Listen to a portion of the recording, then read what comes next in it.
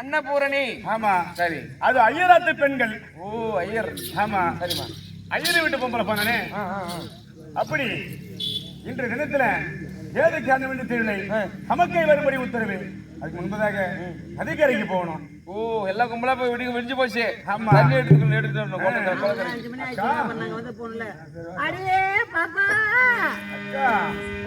நல்லா இருக்கடியம்மா.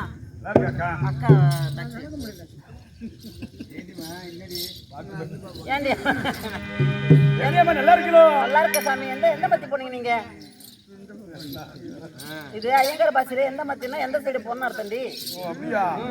சரி அக்கா. அக்கா தங்கையா விலக போறீங்க. அது அன்னபூரணி வணக்கம். அம்மா பாட்ட படித்தபடியா சீரோட சிறப்போடுது. இன்னைக்கு எங்க போறோம்? குலக்கரை. அந்த குலக்கரை தன்னை தேடி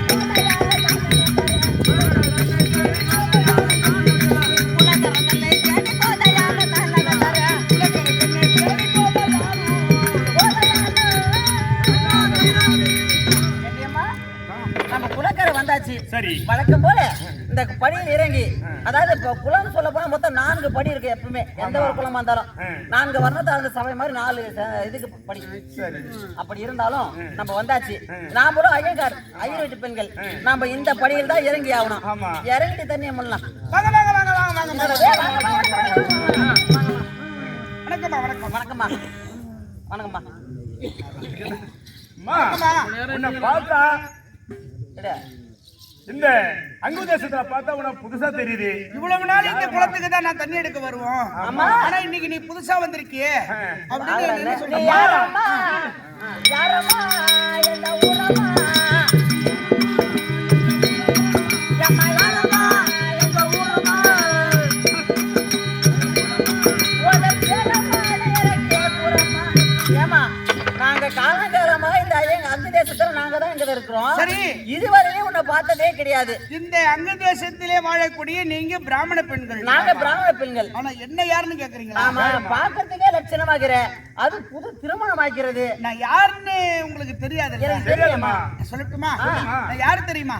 அம்மா நானம்மா பொன்னூரு என் பேரு. எனக்கு நல்ல கவிஞ தேசம்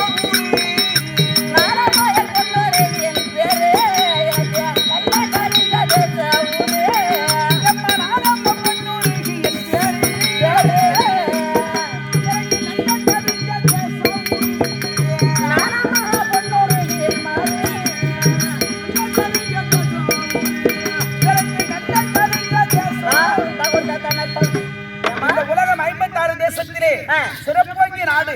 எங்களுடைய நாடு கலிங்க தேசம். கலிங்க தேசத்தை ஆண்டு வரும்படியான சுபாங்க சக்கரவர்த்திக்கு ரத்தினமாலை அம்மனுக்கும் நீண்ட நாட்களாக குழந்தை இல்லாமல் இருந்து புத்திரகாமேஸ்வரி யாகம் செய்து யாகத்தின் மூலமாக அது இந்திராணி அம்மா போட்ட பொண்ணு மாலையானது உருகி நான் பெண்ணாக உருவாக்கினேன். ஆகையினால் என்னுடைய பெயர் பொன்னுருகி.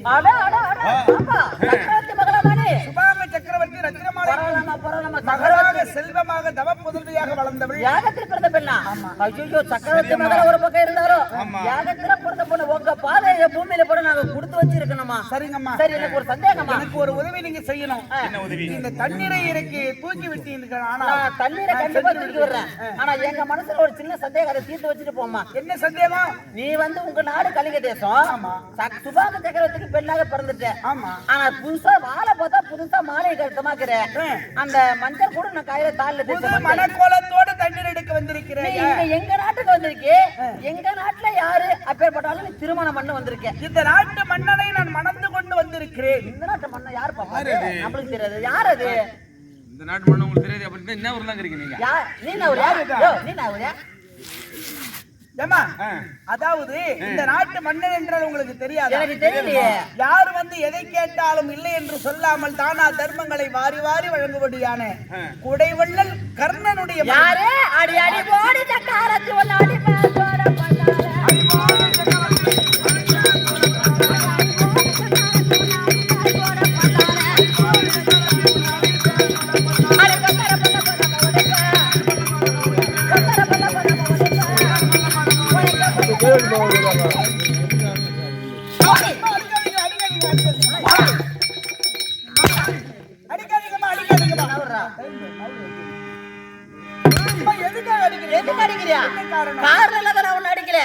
இப்போ ஒரு பேரு சொல்லே மனவாளம் சொல்லிட்டு ஏற்கனவே என் தாய் தந்தை பேரை சொன்ன உடனே உன் பாதம் படுவதற்கு நான் கொடுத்து வைத்திருக்க வேண்டும். இப்படிப்பட்ட ஒரு அழகான பெண்ணு எங்களுடைய பேசியது உங்களோடு பழகியது ரொம்ப ஒரு புண்ணியமா கருதுகிறேன். நீங்க சொன்னீங்க அது உங்க அப்பா சக்கரவர்த்தின்ற மரியாதை சொன்னேன். ஆனா இப்ப சொல்லியா ஒரு ஆள் யார் தெரியுமா? அடி ஜாதிக்கல்ல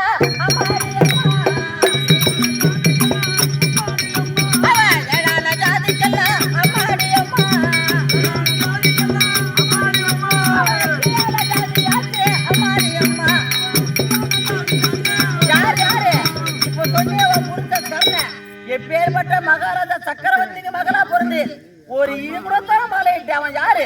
சூதப்பங்கவன், தேர்ப்பாகர் வளர்ப்பு பிள்ளை. அவனை போய் மாலையிட்டு அடைச்சி போடிய போல. நான் மாலையிட்டவன் கம்மாளன், தேர்ப்பாகன், ரதையின் தாய் தந்தை யார் என்று தெரியாதவன், பிறப்பறியாதவன், சூதப்பங்கவன். உண்மையாக ஐயர்கள் பிரிந்த இந்த இடத்துல உனக்கு இடையில அடைச்சி போடி. மாலையிட்டு விட்டு உனக்கு எங்களுடைய குலத்தில் இடம் கிடையாது. நான் மாலையிட்டவன் இழிகுலத்தோன், சூதப்பங்கவன், தேர்ப்பாகன், ஏழான ஜாதியில கீழான ஜாதி. உங்க அப்பா பேரே கெடுத்துட்டேடி பாவி. உண்மையான நான் உண்மையாக மாலை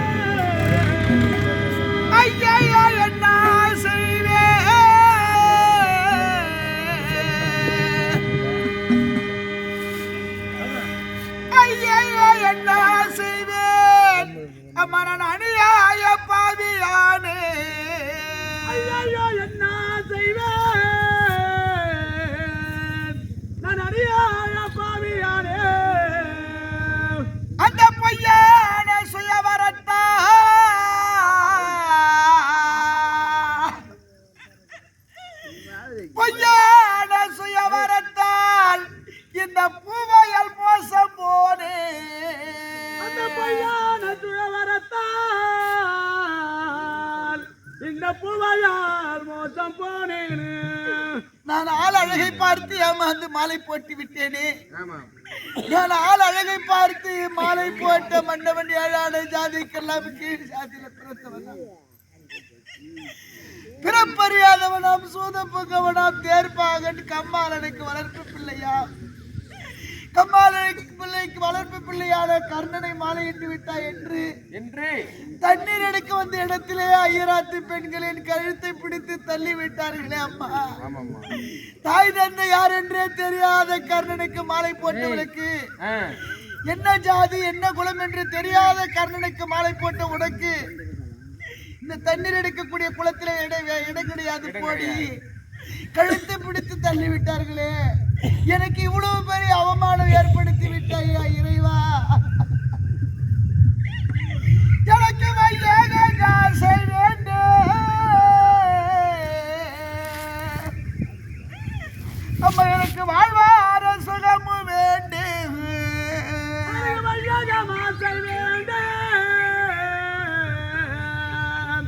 எனக்கு வாழ்வான சுகமும் வேண்டும்.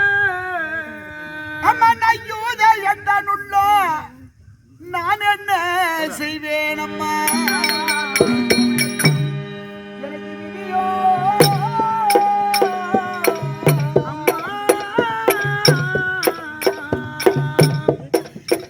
விதிவசமோ அம்மா.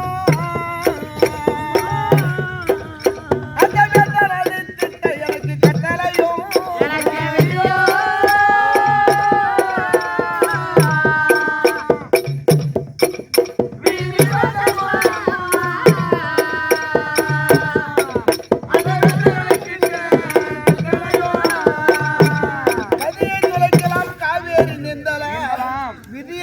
யாராலும் முடியாதுன்னு சொல்வார்களே. யார் யாருக்கு என்ன நடக்கும் என்று ஏற்கனவே பிரம்மதேவன் எழுதிய எழுத்து என் விழுதி பிரகாரம் நடந்தே தீரும் என்று என் வாழ்க்கையில இப்படி தெரிந்து விட்டது இறைவா. எனக்கு விதியோ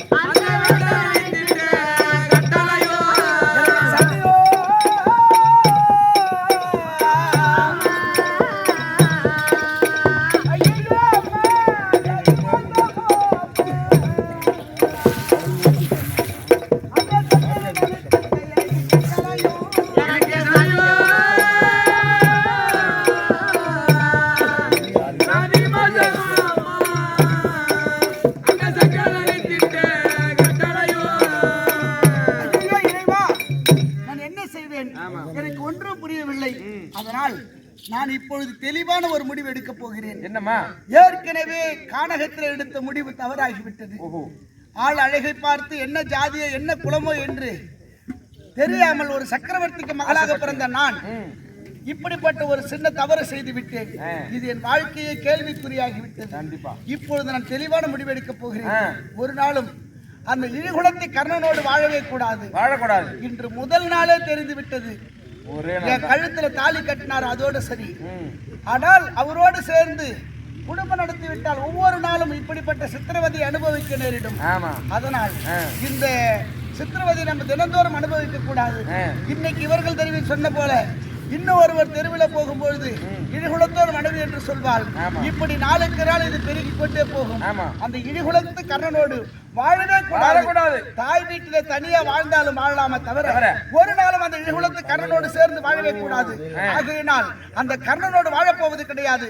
என் தாய் வீட்டுக்கு போறேன்.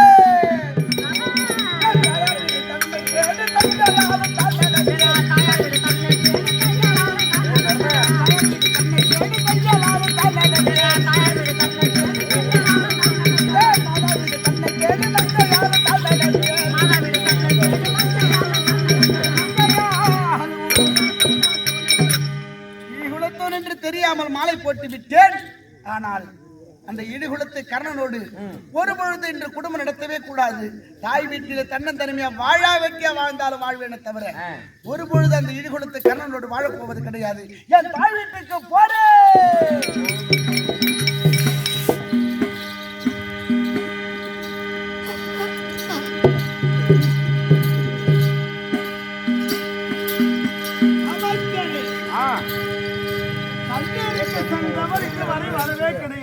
இன்னும் வரல தண்ணி எடுத்துக்கிட்டு. என்ன நடந்திருக்கும்? இவ்வளவு நேரமாகவா தண்ணீர் எடுப்பார்?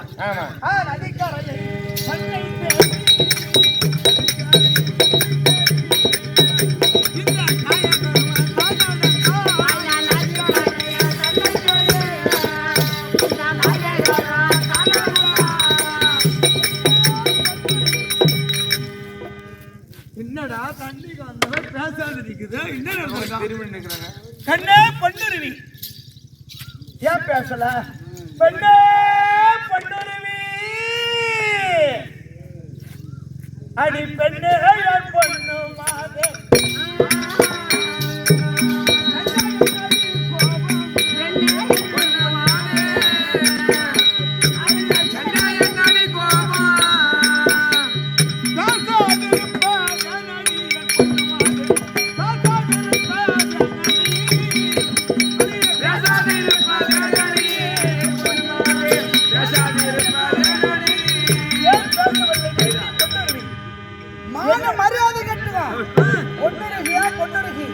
வாழ்க்கையை கெடுத்தாயடா சண்டால பாவி.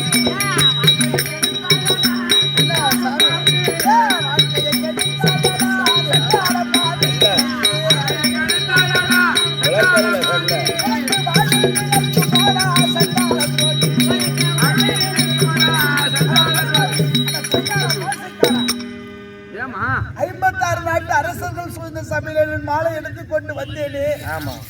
உன் அருகில மாலை போட வரும்பொழுது அம்மா எனக்கு மாலை போடாதம்மா, நான் என்ன ஜாதி என்ன குலம் என்று எனக்கு தெரியாது. பிறப்பறியாதவன் சூதப்பங்கவன் தாய் என்று யார் என்றே தெரியாதவன் கம்பாலன் தேர்ப்பாகனுக்கு ரதையினுக்கு வளர்ப்பு பிள்ளையாக வளர்ந்து வருகிறேன். எனக்கு மாலை போடாதம்மா, நான் என்ன ஜாதினே தெரியாதுன்னு ஒரு வார்த்தை சொல்லி இருந்தா உன்னை தவிர்த்து வேறு நாட்டு மன்னனுக்கு மாலை போட்டு மணமகனாக தேர்ந்தெடுத்திருப்பேன். மௌனமாக இருந்து கழுத்தறுத்து விட்டாயடா பாவி. ஏழான ஜாதியை கீழ் ஜாதியில பிறந்த உனக்கு இதற்கப்புறம் உன்னோடு சேர்ந்து நான் வாழப்போவது கிடையாது. என் தாய் வீட்டுக்கு போகிறேன். என் பெயரை உச்சரிக்க கூட உனக்கு தகுதி கிடையாது. என் பெயரை சொல்லாதே.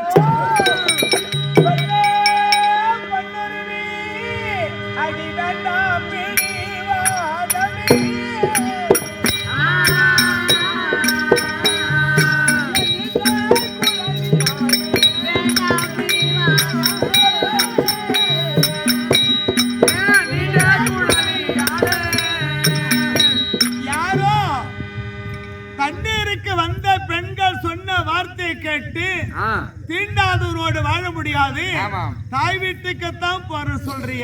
அடி பெண்ணே பொன்னுருவி, நான் என்ன உன்னை மாலை கேட்டேனா? கல்யாணத்திற்கு மாப்பிள்ளையாக வந்தேனா? துரியோதன மாப்பிள்ளையா வந்தான், நான் அவனுக்கு தேர் சாரதியா தேர் ஓட்டி வந்தேன். நீயே என்னை ஆள் அழகை பார்த்த மாலை போட்டு விட்டு இப்ப காப்பா பேச்சு கேட்டு யாரோ தண்ணீருக்கு வந்த பெண்கள் சொன்ன வார்த்தைக்காக போறேங்கறிய. பெண்ணே பொன்னுரிமை என்ன தேடி வந்து மாலை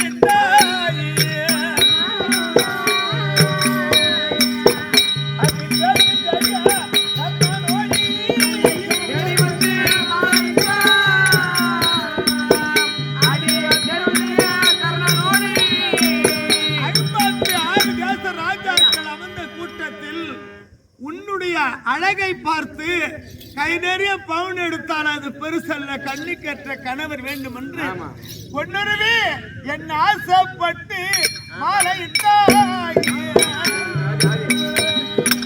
அழகு கண்டனோடி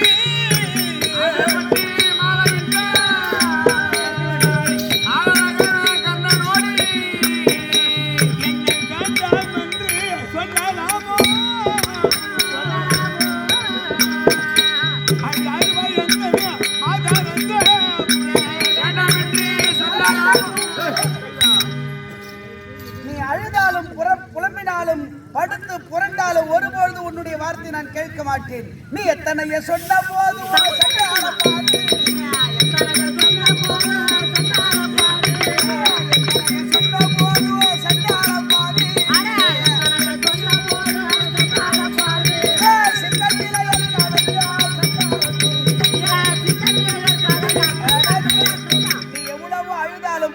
புலம்பினாலும் ஒருபொழுது உன்னுடைய வார்த்தை நான் கேட்க மாட்டேன். என் தாய் வீட்டிலே நான் வாழா வெட்டியா தனியா வாழ்ந்தாலும் வாழ்வேனே தவிர ஒருபொழுதும் குலத்தை கர்ணா உன்னோடு வாழவே மாட்டேன். ஐயோ பெண்ணே பொன்னுரிமை, ஐயோ மங்கையரே இது என்ன நீதி? ஐயோ மங்கையரே என்ன நீதி? அந்த அரசர்கள் சூழும் அந்த சபையில் என்னை அரசர்கள் சூழும் சபையில் இந்த மையாக மதித்திட எனக்கு மாலையிட்டு அடி வஞ்சியாரே தனி வழிய போகலாமோ? கொஞ்சங்களி மாதாரசேனை விட்டு சென்றால் போயத்து அரசரெல்லாம் நகைப்பாரோடி. நீயே ஆசைப்பட்டு மாலை போட்டு விட்டு தாலி கட்டி விளையாட்டுத்தனமாக தண்ணீருக்கு போகிற பொழுது அசலாத்தி பெண்கள் சொன்ன வார்த்தையை கேட்டு கேப்பா பேச்சை கேட்டு தாய் வீட்டுக்குத்தான் போறேன்றிய. பெண்ணே பொன்னுரிமை உன்னை கையெடுத்து கும்பிடுறேன்.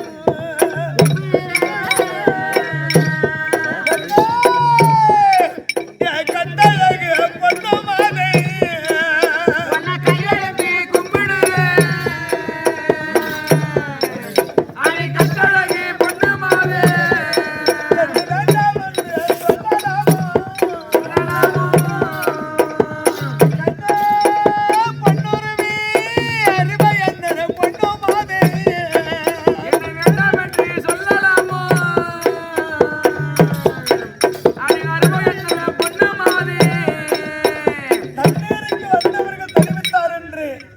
அந்த பேச்சை கேட்டு உன் தாய் வீட்டை பெருசா ஜாதி தான் பெருசா நினைச்சே தவிர அது பாவி இந்த தாலி கட்டிய கணவனை பிரிந்து வாழக்கூடாது என்று தாய் வீட்டு தான் போறேன். கண்ணே நீ கேப்பா பேட்டி கேட்டு போகாதே. என்னை எனக்கு நான் பிறந்த பிறப்பு உலக மக்களுக்கு தெரியாது, எனக்கே தெரியாது. என்னை பெற்ற யாரும் என்னை அவன் ஆற்றில் விட்டால பாவி.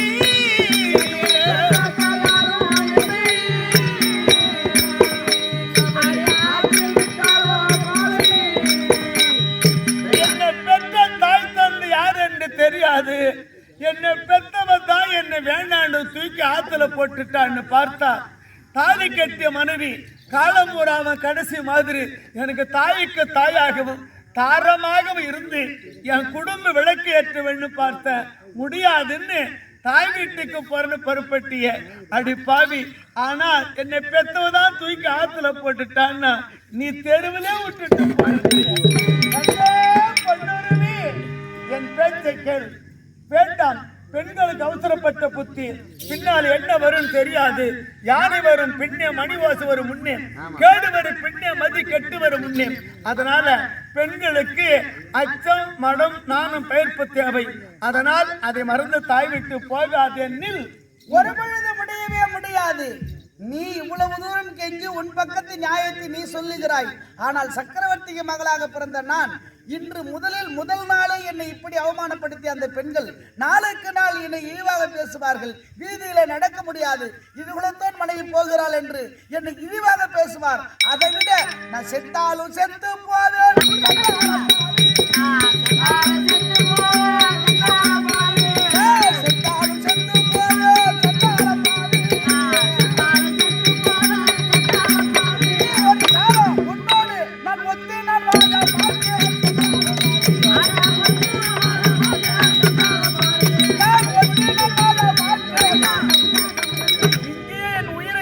செத்தாலும் சாவேன தவிர இழிகுலத்து கர்ணா உன்னோடு ஒரு பொழுது நான் ஒத்து வாழ மாட்டேன். இதுவே சத்தியம். கண்ணே பொன்னருவி உன் காலை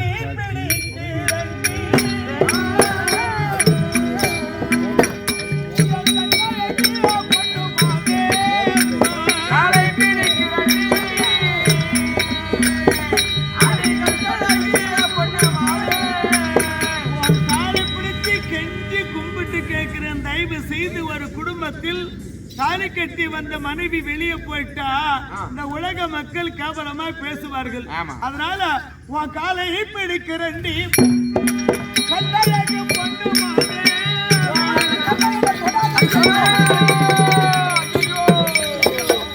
என்னை தொடுவதற்கு கூட உனக்கு அருகதை கிடையாது. என்ன வந்து தொடுறேன்?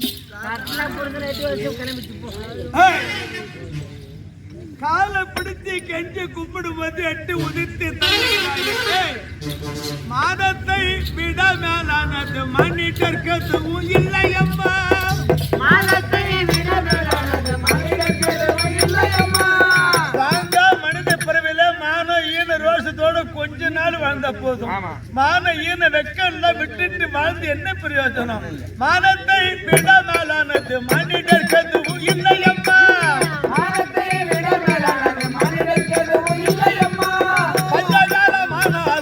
பல்ல கஞ்சி பசி அறுவதா, பட்டினி ஆயிரம் பக்கம் போகாதே, பட்டினி ஆயிரம் பக்கம் போகாதே, கண்டவர் வாசலை கேட்காதே.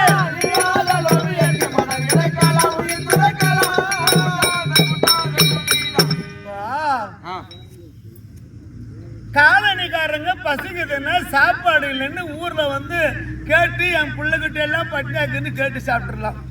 ஆனா அதே சமயத்துல மேன்மக்களாகிய இவர்களுக்கு குடியானவங்க வீட்டுல சாப்பாடு இல்ல, அரிசி இல்ல, பஞ்சமா போச்சுன்னா பசியா இருக்குது அப்படின்னு காலையில போய் ஒரு கஞ்சி குடி என் பிள்ளைங்க பசியான்னு கேட்கலாமா?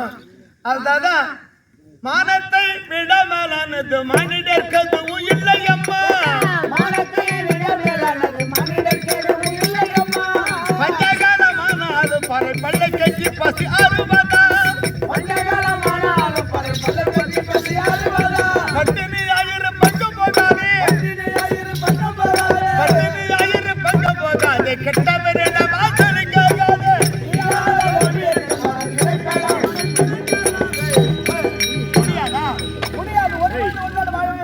பொன்னுருவி நீயே வேண்டாம் என்று என்னோடு வாழ முடியாதுன்னு போற பிற்பாடு மாலையா மாலை நீ போட்ட மாலை நீயே மாலை எடுத்து.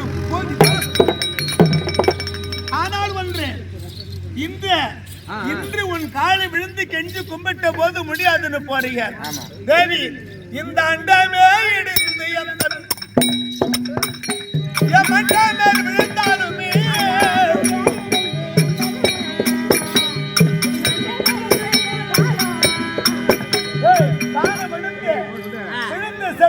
செத்து போவேன் தவிர வாழ்ந்தா தாலி கட்டிய மனைவி உன்னதான் மனைவியா சேர்வேன். அப்படி என்னோடு வாழ முடியாமல் என்னோடு சேராமல் போய்விட்டால் இந்த உலகத்தில் ஒரு முண்டைகளை சேர்வதில்லை பொன்னுருவி.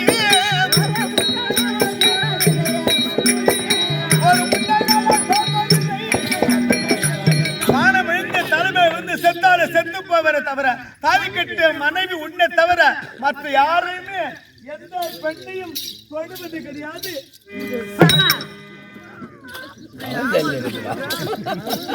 சத்தியம் எப்படி யார் சொன்னாலும் கேட்க மாட்டாங்க. இத முடியாது, யார் கேட்பாங்க. நீ உன் சத்தியத்தை நீ பண்ணிட்டிய ஈகுலத்தை கர்ணா. நீ வேறு பொண்ணை தொட முடியாது, நீ சத்தியம் பண்ணிட்ட.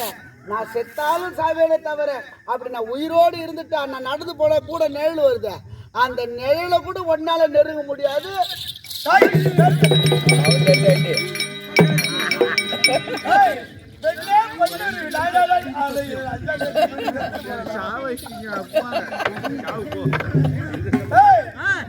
இந்த கட்டழகு மேனியில கட்டில் விளையாடுவது கட்டினவர் கண்ட சுகமே, தாயை கட்டினவர் கண்ட சுகமே. கட்டழகு மேனியில நாம கட்டி விளையாடுவது தாலி கட்டினவர் கண்ட சுகமே, தாலி கட்டினவர் கண்ட சுகமே. அழகான மனைவியா இருந்தாலும் தாலி கட்டு கணவனோடு கணவன் மனைவி இருவரும் கட்டில ஒரு நிமிஷ சுகம் படுத்து உறங்குகிறோமே, அது தாண்டி பெண்கள் ஆண்களுக்கு கொடுக்கக்கூடிய கொடு இன்பம். இந்த கட்டழகு மேனியில கட்டில் விளையாடுவது கட்டினவர் கண்ட சுகமே, தாலி கட்டினவர் கண்ட சுகம். கட்டழகு மேனியில கட்டி விளையாடுவது கட்டியவன் கண்ட சுகமே, தாலி கட்டியவன் கண்ட சுகமே. அது தாலி கட்டி கணவனுக்கு மனைவி கொடுக்கிற சுகம் எவ்வளவு நாள் வரை? எவ்வளவு நாள்? அந்த காலையம்மன் தந்த ஒரு கோலவிழின் ஆசையிலே நமக்கு காற்று வரும் நாள் வரைக்கும் தான். கட்டழகு மேனியில கட்டி விளையாடுவது கட்டியவன் கண்ட சுகமே, தாலி கட்டியவன் கண்ட சுகமே. அது காலையவன் கண்ட ஒரு இந்த கோலவிழின் ஆசையிலே நமக்கு காத்து வரும் நாள் வரைக்கும் தான். அழகான மனைவி இருந்தாலும் கணவன் மனைவி இருவரும் சுகமா சாகாது இருந்தாதான் கணவன் மனைவி ஒன்றா சேர்ந்து இருக்க முடியும்.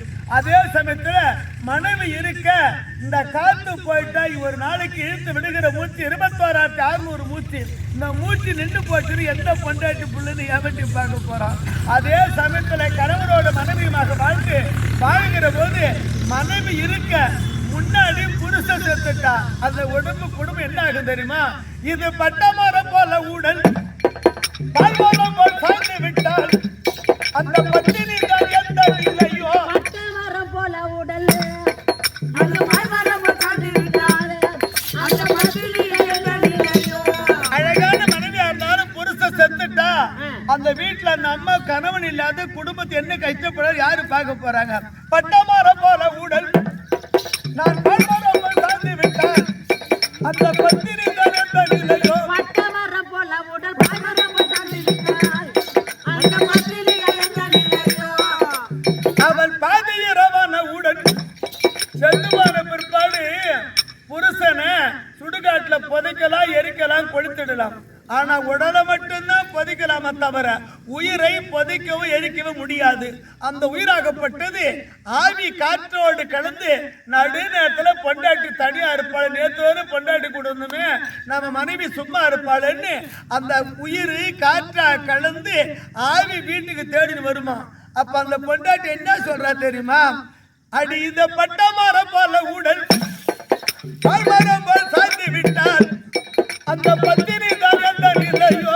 அவள் பாதையிறவன உடல் இது கைவாறு என்று சொல்வாள், நம்மை பத்தாவென்று பார்ப்பதில்லையே. பட்டமரம் போல உடல் பல்மரம் சாய்ந்து விட்ட பத்தினியும் எந்த நிலையோ. அவள் பாதையிறவான உடல் அவள் கைவருது என்று சொல்வாள், நம்மை பத்தாவென்று பார்ப்பதில்லையே. அழகான மனைவியா இருந்தாலும் ஆம்பளை முன்னால செத்துட்டா அந்த ஆவி காற்றா கலந்து வந்து நடு நேரத்துல கதவை திறந்தா என் புருஷ வர்ற சொல்ல போறாங்க.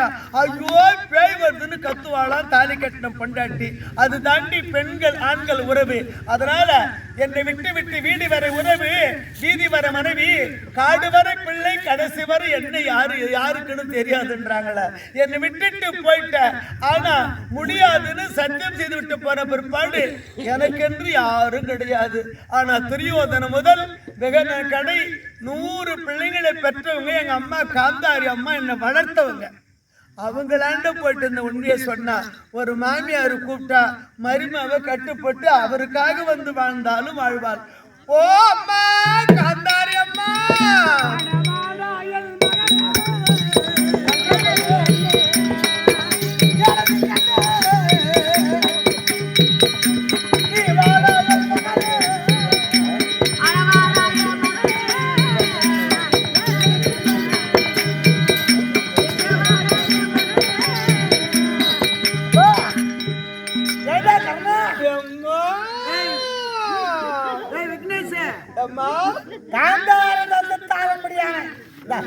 எங்க அப்பா ஆமா ஆமா அவளுக்கு மூத்த மகன் ஒரு பொண்ணு. எனக்கு இங்க 107 தண்ணி வாங்க. அண்ணன் தம்பி கூட அப்படிப்பட்டவங்க நீங்க. நான் தான் தரப்பா பண்ணேன். அப்படி 104 தம்பி மாதிரி இருக்க காந்தாரதாசன் எங்க அப்பா அஷ்டாவது கண்ணு திறந்த நொழில் கட்டி கொடுத்தாங்க. ஓ திருநாட்டு மன்னனுக்கு நொழிலுக்கு கட்டி கொடுத்தாங்க.